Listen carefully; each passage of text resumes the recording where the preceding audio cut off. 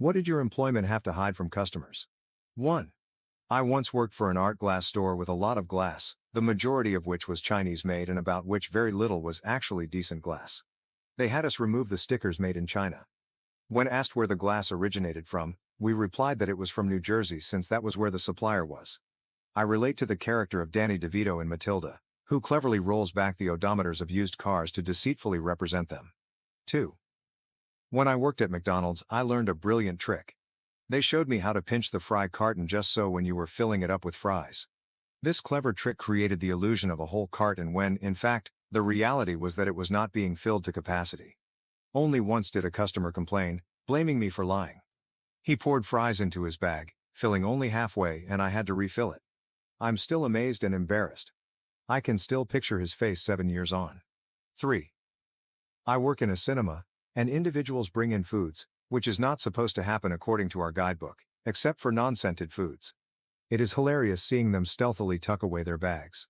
4. I work in a restaurant where sauces are reheated for days. Depending on how often this has happened, they would taste and look completely different. I warned my friends and family about eating there, since there was plenty of underhanded business practice. 5.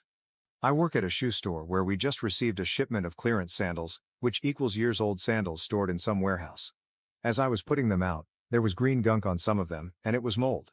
We were instructed by corporate to wipe it off and sell it. Luckily, my manager is sane and won't put out the shoes with mold, but it's still questionable. 6. I worked at a questionable computer repair business that took in electronic recycling.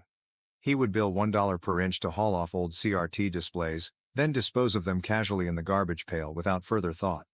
That was merely one of several dubious and questionable actions he undertook every day. 7.